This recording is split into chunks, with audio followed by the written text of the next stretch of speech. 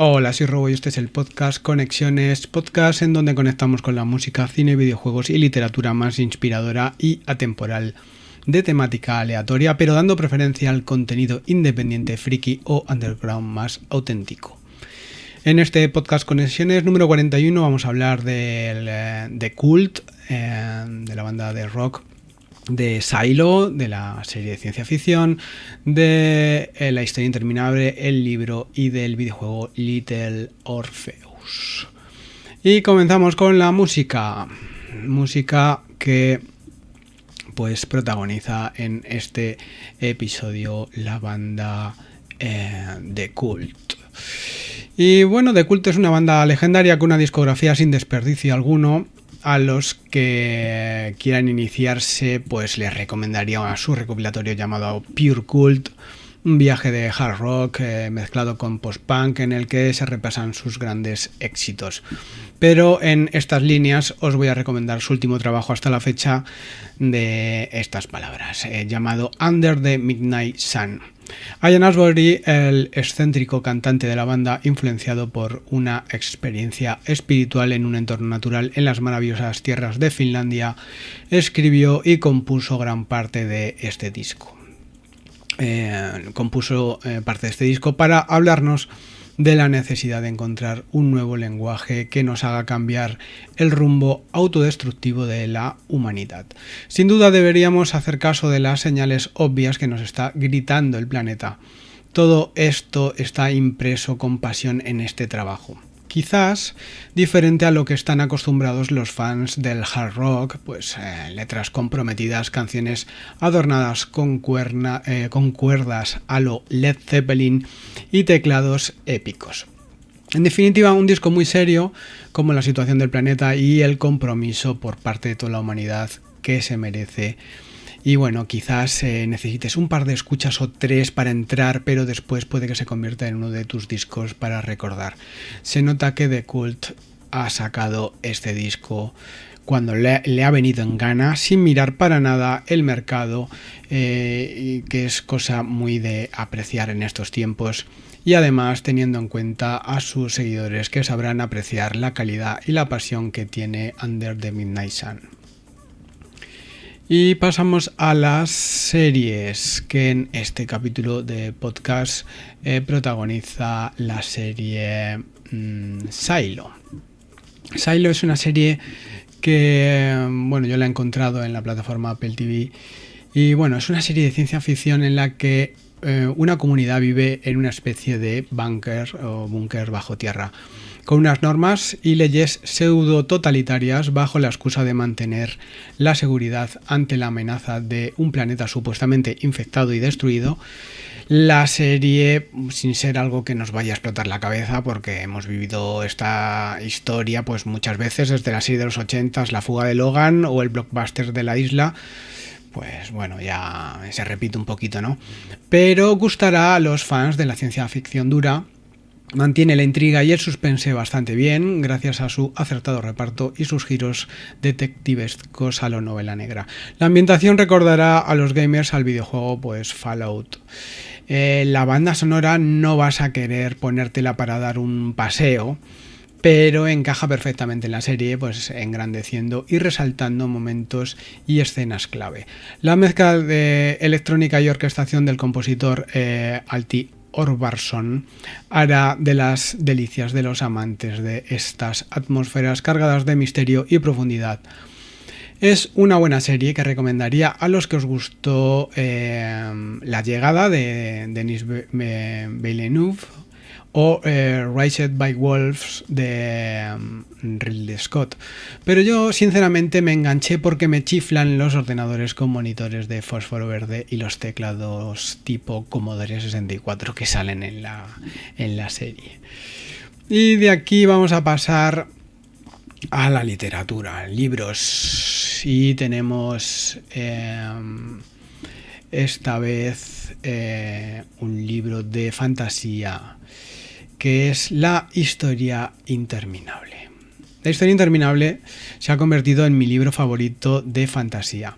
No entiendo cómo no lo he leído antes, cosa que me ha pasado varias veces, porque la lectura la cogí lamentablemente bastante tarde y tengo mucho por leer. Pero qué maravilla de libro. En realidad son como 2 libros en uno, o uno con 2 partes bien diferentes. Una en la que exploras y otra en la que resuelves conflictos. Si tienes la típica excusa de que has visto la película de la que Michael Ende, el autor del libro, está muy decepcionado, no te va a servir. Porque, bueno, esta película está basada en la primera parte, es muy simplista o infantiliza a los personajes demasiado. Y sí, la novela está encasillada en literatura juvenil, pero adolescentes, ¿de qué época? Porque los de ahora me da que lo mismo no casarían con los valores y la filosofía que contiene este libro. Pero como al final soy un idealista, voy a pensar que hay jóvenes muy capaces y adultos sin prejuicios que serán capaces de viajar a su interior en busca del deseo de amar, que es de lo que al final va esta maravillosa historia. La narrativa está cargada de personajes, situaciones y localizaciones que harán volar y en algunos casos recuperar la imaginación a la mayoría de lectores. El universo fantástico es rico en detalles, interesante, misterioso, lleno de luz y oscuridad a partes iguales. Y nosotros mismos vamos a vernos reflejados en Bastian, el personaje principal, pero también en compañeros que encontraremos por el camino, como el indio Atreyu o el mismísimo dragón de la suerte Fuyur, que incluso muchas veces nos convertiremos en un personaje más, porque si existe algo de magia en la vida, la lectura de este libro es una puerta directa a ella. Y como se merece este gran libro, tenemos un audio del escritor Javi Cororo que nos explica un poco más sobre la historia interminable.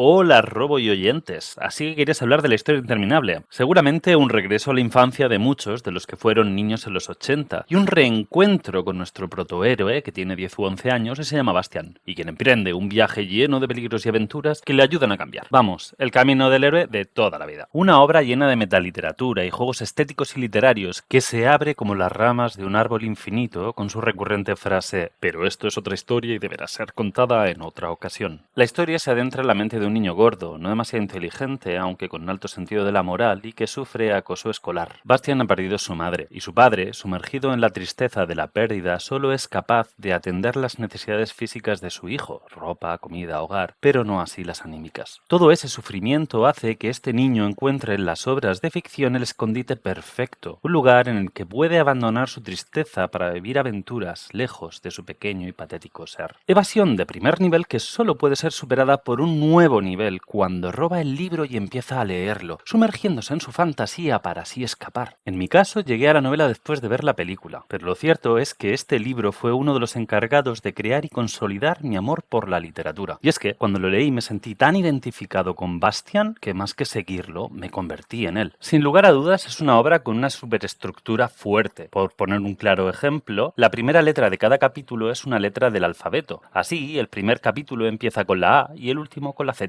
Aunque pudiera parecer algo meramente estético, no es descabellado señalar la relación que esto guarda con la simbología de alfa y omega, principio y fin. También es muy característica la diferencia entre realidad y ficción, representada con el color de las letras, verde para fantasía y rojizo para la realidad. Quizá podríamos entrar a analizar el porqué de esos colores, pero creo que eso ya es hablar del sexo de los ángeles. Obviamente, aquí cabría discutir sobre la voz del narrador, que es la misma para ambos mundos. Desde mi punto de vista, esto podría considerarse un fallo. Dos voces narrativas bien diferenciadas hubieran potenciado la diferencia entre la realidad y la fantasía. Por ejemplo, una realidad narrada en presente con un estilo directo y sin florituras, frente a la fantasía narrada en pretérito y con un mayor artificio con los adjetivos y orden de las palabras. Sin embargo, también podría analizarse a través del momento en que la emperatriz infantil va a ver al viejo de la montaña errante, donde éste empieza a leer la historia interminable, pues en este punto la historia de Bastian se convierte al final en la propia historia interminable, unificando la voz del narrador. De ahí que este sea el título de la novela, y no Las alocadas aventuras de Bastian al leer la historia interminable. En este punto, el libro se autorreferencia a sí mismo, convirtiéndose en un bucle infinito. Esto cobra más fuerza si has leído El espejo en el espejo, del mismo autor, un libro de relatos surrealistas, en el sentido del movimiento literario y pictórico, que juegan con la idea de infinito y donde Ende muestra su marcado gusto experimental, también obvio en la historia interminable. Tened en cuenta que su padre fue un pintor surrealista.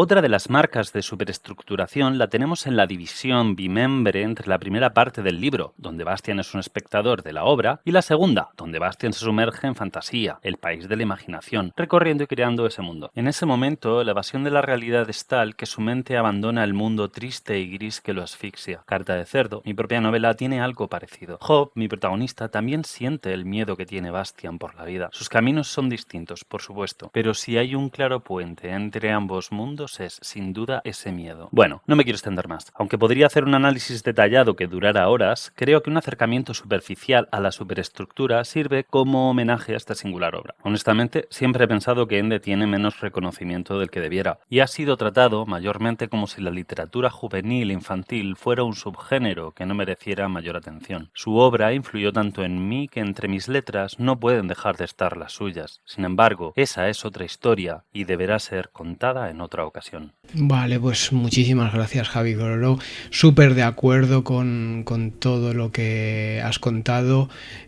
Muy bonito final. Es una frase con la que termina Javi que se repite mucho en el libro. Cada vez que pues se enlazan con otras historias de las que te gustaría saber, pero que al final pues te lo finaliza de esa manera, ¿no? El autor, como que es una historia que se debe de contar en otro momento. Y bueno, pues esperando también con muchas ansias el libro Carita de cerdo de Javi Coroló, del que hablaremos pues más pronto que tarde. Y seguimos con la parte de los videojuegos. En esta ocasión he jugado un juego que se llama Little Orpheus. Es un pequeño videojuego hecho por una desarrolladora de unas 50 personas llamada Chinese Room, que consiguiendo recaudar unos 70.000 euros en un Kickstarter se pusieron en manos a la obra para crear una aventura interactiva muy lineal en la que solo tenemos que ir hacia adelante, superar unas plataformas y unos puzzles muy fáciles. Y bueno, pues es un juego muy casual que se puede jugar con 3 dedos en una tablet, pero que tiene un apartado artístico sobresaliente. El arte y los gráficos son bastante notables y están inspirados en las películas de ciencia ficción de los 50. La música es una maravilla también, calcada de las películas de aventura y misterio de los años 40, 50 y 60, y el doblaje es perfecto y sobre todo la historia, el guión es la razón por la que al final este juego me ha cautivado. En la piel de un soldado ruso llamado Iván Ivanovich tendremos que responder a un interrogatorio ante las autoridades militares para dar explicaciones de dónde está el misterioso Little Orpheus. Jugando cada episodio televisivo como si de un flashback se tratara, los escenarios, sin hacer mucho spoiler, se encuentran en diferentes localizaciones, son variados y sorprendentes. La historia contiene una narrativa llena de momentos hilarantes que te sacarán más de una sonrisa y alguna carcajada. Eso que para mí es tan difícil de encontrar. Little Orpheus lo hace de maravilla en poco más de 3 horitas, humor del bueno envuelto en una aventura llena de imaginación y con un apartado artístico excelente. No sé por qué no ha tenido más éxito este proyecto. Quizás el gamer más exigente que busca siempre la superación de retos le pueda resultar aburrido, pero hay momentos en los que relajarse viviendo una aventura estupenda y cortita, y esto pues puede ser realmente gratificante. Y bueno, pues esto ha sido todo. Con esto acabamos el podcast número 41. Como siempre, pues la despedida. Muchas gracias por estar ahí. Ya sabes que puedes disfrutar este podcast en iVoox, iTunes, Spotify y en Patreon antes que nadie, donde puedes leer el podcast, además de poder dar tu opinión o compartirla conmigo. Si haces música, puedes descargar pack de samples, patches, tutoriales, música, incluso participar en mis discos, etcétera, etcétera. Y bueno, pues muchas gracias a los mecenas de Patreon que hacen posible este vídeo. Es un placer saber que hay gente como tú en la que puedo apoyarme para seguir creando, y estamos en contacto. Nos vemos en el próximo podcast. Chao.